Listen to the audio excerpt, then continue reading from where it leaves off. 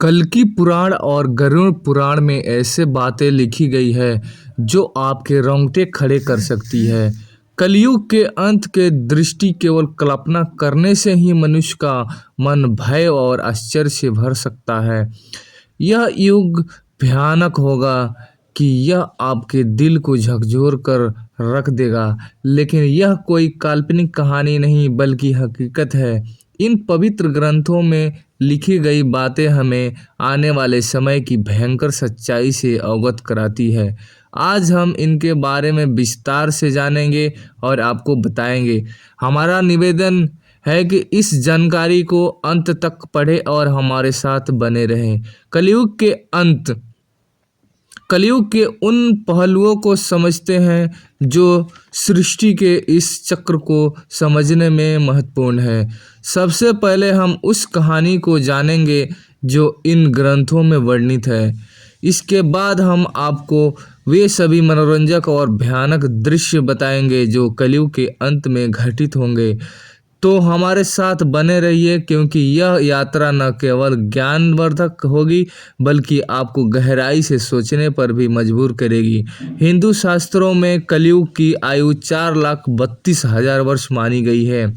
यह विवरण भागवत पुराण, विष्णु पुराण, लिंग पुराण और बट गरुड़ पुराण वास में मिलता है। कलयुग की शुरुआत महाभारत युद्ध के बाद द्वापर युग के अंत में मानी जाती है। वर्तमान में लगभग कलयुग की आयु 5,000 वर्ष बीत चुकी है। अभी लगभग 4,27,000 वर्ष शेष है। इन ग्रंथों में कलयुग का लक्षण, मानव व्यवहार और इसके अंत के संकेतों का वर्णन किया गया है, जो हमें इस युग की चुनौतियों के प्रति सोचते हैं। महाभारत युद्ध की समाप्ति के बाद जब धर्मराज युधिष्ठिर हस्तिनापुर के सिंहासन पर आसीन हुए, उनके मन में सृष्टि के भविष्य को लेकर अनेक प्रश्न और चिंताएं उत्पन्न हुई। द्वापर युग अब समाप्ति की ओर था और कलयुग के आगमन को संकेत स्पष्ट रूप से दिखाई देने लगे थे। युधिष्ठिर को यह भय सता रहा था कि आने वाला युग मानव जीवन का स्वरूप क्या होगा, धर्म की स्थिति क्या रहेगी और सत्य का क्या होगा। इस चिंता का समाधान पाने के लिए उन्होंने अपने चारों भाई भीम, अर्जुन, नकुल और सहदेव के साथ भगवान श्री कृष्ण से परामर्श करने का निश्चय किया। युधिष्ठिर ने अपने भाइयों को बुलाया। अर्जुन, जो हमेशा युद्ध के लिए तत्पर रहते थे, चिंतित स्वर में पूछा, हे बड़े भ्राता, आप इतने व्याकुल क्यों हैं? क्या किसी शत्रु ने हस्तिनापुर पर आक्रमण करने का दुस्साहस किया है? यदि ऐसा है तो आप आज्ञा दीजिए, अभी जाकर उसका नाश कर दूंगा। युधिष्ठिर ने गहरी सांस लेते हुए कहा, हे अर्जुन, मैं तुम्हारे पराक्रम से भली भांति परिचित हूँ। इस पृथ्वी पर कोई भी शत्रु इतना साहसी नहीं है कि हस्तिनापुर पर आक्रमण का विचार भी करे। मेरी चिंता किसी बाहरी शत्रु से नहीं बल्कि कलयुग के आगमन से है। मुझे यह भय सता रहा है कि आने वाला समय में मानव समाज किस दिशा में जाएगा, धर्म और सत्य की क्या स्थिति होगी। भीम, जो अपने बड़े भाई की हर चिंता में सहयोगी होते थे, बोले, हे भैया, आपकी चिंता हमारे मन में भी भय और अनिश्चितता उत्पन्न कर रही है। कृपया हमें बताइए कि कौन सा संकट हमारे सामने है। युधिष्ठिर ने गंभीर स्वर में उत्तर दिया, हे भीम, तुम ठीक कहते हो। एक भयंकर संकट आने वाला है। मैं कलयुग के प्रभावों के बारे में सोचकर चिंतित हूँ। इसलिए मैंने निश्चय किया कि हमें द्वारकाधीश कृष्ण के पास जाना चाहिए। केवल वही हमें इस चिंता से मुक्ति दिला सकते हैं। सभी पांडवों ने युधिष्ठिर की बात से सहमति जताई। अर्जुन ने कहा, आप सत्य कह रहे हैं भैया, श्री कृष्ण ही इस समय सबसे ज्ञानी और भविष्यवक्ता है। हमें उनके पास जाना चाहिए। भीम ने भी उत्साहपूर्वक कहा, हे धर्मराज, मैं आपके साथ हूँ। हम सब द्वारका चलकर श्री कृष्ण से परामर्श करेंगे। इस प्रकार सभी पांडव द्वारका की ओर प्रस्थान करने लगे। द्वारका की पवित्र नगरी में पहुंचकर पांडवों का भगवान श्री कृष्ण ने हार्दिक स्वागत किया। युधिष्ठिर ने उनके चरणों में प्रणाम करते हुए कहा, केशव, आपको बारंबार नमस्कार। आप तो अंतर्यामी हैं। द्वापर युग अब समाप्त होने वाला है और कलयुग के संकेत दिखाई दे रहे हैं। मैं यह जानना चाहता हूँ कि कलयुग में मानव का स्वरूप और आचरण कैसा होगा, वह किन कर्मों में लिप्त होगा और मोक्ष प्राप्ति के लिए उसे क्या करना होगा। श्री कृष्ण ने मुस्कुराते हुए कहा, हे धर्मराज, आपकी जिज्ञासा उचित है। कलयुग के प्रभावों का समझना अत्यंत महत्वपूर्ण है, किंतु इसका उत्तर मैं आपको सीधे नहीं दे सकता। इसके लिए आपको और आपके भाइयों को कुछ विशेष अनुभव प्राप्त करने होंगे। युधिष्ठिर ने उत्सुकता से पूछा, हे माधव, आप किस प्रकार की परीक्षा की बात कर रहे हैं? उसके लिए हमें क्या करना होगा? श्री कृष्ण ने कहा, हे महाराज, आपको और आपके चारों भाइयों को अलग अलग दिशा में स्थित घने वन में जाना होगा। वहाँ आपको कुछ विचित्र और अद्भुत दृश्य दिखाई देंगे।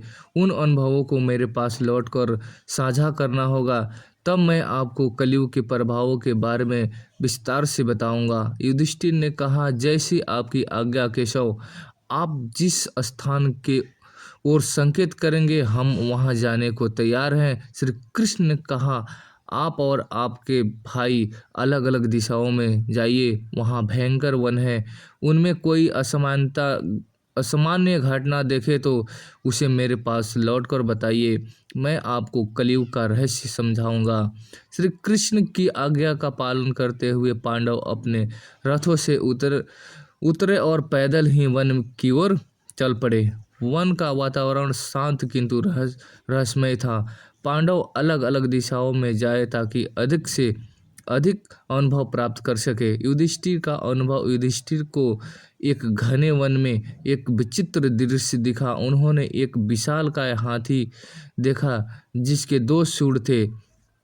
हाथी अपनी दोनों सूंडों से वन को तोड़ फोड़ कर रही थी, मानो उसकी शक्ति अतुलनीय हो। युधिष्ठिर आश्चर्यचकित हो गया और सोचने लगे कि यह दृश्य क्या संकेत देता है। अर्जुन का अनुभव। अर्जुन एक शांत और सुंदर वन में पहुंचे जहां पक्षियों की मधुर चहचहाहट गूंज रही थी। वहां उन्होंने एक विशाल पक्षी देखा जिसके पंखों पर वेदों की रचना लिखी गई थी, किंतु यह पक्षी मृत जीवों का मांस खा रहा था। अर्जुन ने सोचा, यह कैसा विरोधाभास है। एक ओर वेदों का ज्ञान, दूसरी ओर मांसाहारी। भीम का अनुभव। भीम एक हरे भरे चरागाह में पहुंचे जहां गायों का झुंड चर रहा था। वहां उन्होंने देखा कि एक गाय ने बछड़े को जन्म दिया है। उसे इतनी जोर से चाटने लगी गाय कि बछड़ा लहूलुहान हो गया। भीम ने सोचा, ये कैसी ममता है जो अपने ही बच्चों को घायल कर रही है। सहदेव का अनुभव। सहदेव एक शांत जलाशय के पास पहुंचे जहां 7 कुएं थे। 6 कुओं में पानी भरा था, किंतु सबसे गहरा बीच वाला कुआं पूरी तरह से सूखा था। सहदेव ने इस दृश्य को देखकर सोचा कि यह क्या संकेत देता है। नकुल का अनुभव। नकुल एक पर्वतीय क्षेत्र में पहुंचे जहां ऊंचे ऊंचे पर्वतों पर हरे भरे वृक्ष थे। उन्होंने देखा कि एक विशाल शिला पहाड़ से लुढ़क रही थी, जो अपने रास्ते में बड़े बड़े वृक्षों को उखाड़ रही थी, किंतु एक छोटे से पौधे के पास पहुंचते ही वह शिला रुक गई। नकुल इस दृश्य को देखकर स्तब्ध रह गए।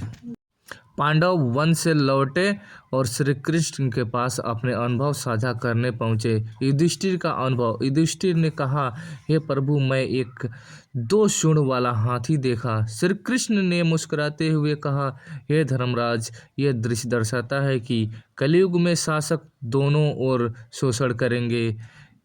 ये प्रजा से सेवा और भक्ति मांगेंगे, किंतु अपने स्वार्थ के लिए उनका शोषण करेंगे। दिखावों में ये धर्मी होंगे, किंतु अंदर से स्वार्थी होंगे।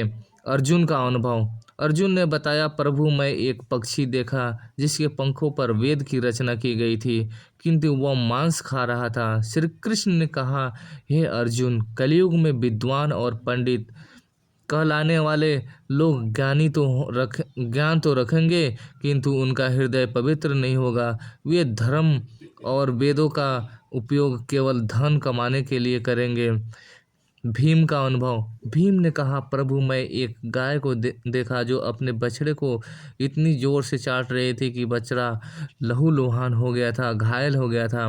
श्री कृष्ण ने उत्तर दिया, हे भीम, कलयुग में माता पिता का अत्यधिक स्नेह बच्चे को आत्मनिर्भर बनने से रोकेगा। उनकी ममता बच्चों से केवल बाधा बन जाएगी। सहदेव का अनुभव। सहदेव ने बताया, प्रभु मैंने 7 कुआं में से बीच का सबसे गहरा कुआं सूखा देखा। श्री कृष्ण ने कहा, हे सहदेव, कलयुग में लोग दिखाओ में धनवान होंगे किंतु अपने पड़ोसियों की भूख प्यास की परवाह नहीं करेंगे। स्वार्थ इस युग की पहचान होगा। नकुल का अनुभव। नकुल ने कहा, प्रभु एक विशाल शिला बड़े वृक्ष को उखाड़ रही थी किंतु एक छोटा पौधा उसे रोक देता है। श्री कृष्ण ने कहा, हे नकुल, कलयुग में धन और सत्ता मनुष्य के पतन को नहीं रोक पाएगा किंतु भगवान का नाम और सच्ची भक्ति जो एक छोटे पौधे के समान है उसे बचा सकती है। गरुड़ पुराण में एक प्रसंग, गरुड़ जी ने भगवान विष्णु से प्रश्न किया, हे प्रभु, चार युगों जैसे सतयुग, त्रेता, द्वापर और कलयुग, इन कलयुग को सबसे भयानक क्यों माना जाता है?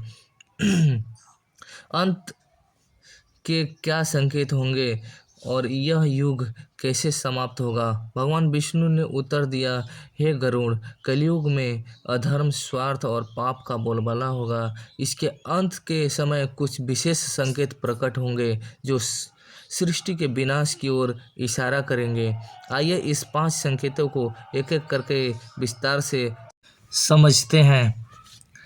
कलयुग के अंत में मानव जीवन की आयु मात्र 20 वर्ष रह जाएगी। लोग 12 वर्ष में ही बूढ़े हो जाएंगे और बूढ़े का लक्षण दिखना शुरू हो जाएगा। उनके बाल सफ़ेद हो जाएंगे, चेहरे पर झुर्रियाँ पड़ जाएगी और शरीर कमज़ोर हो जाएगा और रोग से भर जाएगा। शरीर का पतन हो जाएगा। नैतिकता के ह्रास का परिणाम होगा। अनियमित दिनचर्या और तनावग्रस्त जीवन जीने के कारण शरीर और मानसिक रूप से कमज़ोर हो जाएगा। स्त्रियां 8 वर्ष से 9 वर्ष की आयु में ही संतान को जन्म देने लगेगी, लेकिन उनकी शरीर की स्थिति इतनी कमज़ोर होगी कि वह बच्चों का पालन पोषण ठीक से नहीं कर पाएगी। बच्चे कुपोषण और कमज़ोर शिकार होंगे, जिससे समाज में अस्वस्थ और कमज़ोर पीढ़ियाँ उत्पन्न होगी।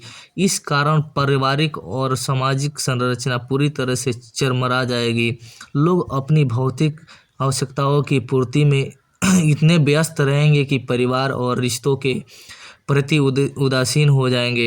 यह संकेत कलयुग के उस दौर को दर्शाता है जहाँ मानव की शारीरिक और मानसिक शक्ति का पूर्ण ह्रास हो जाएगा।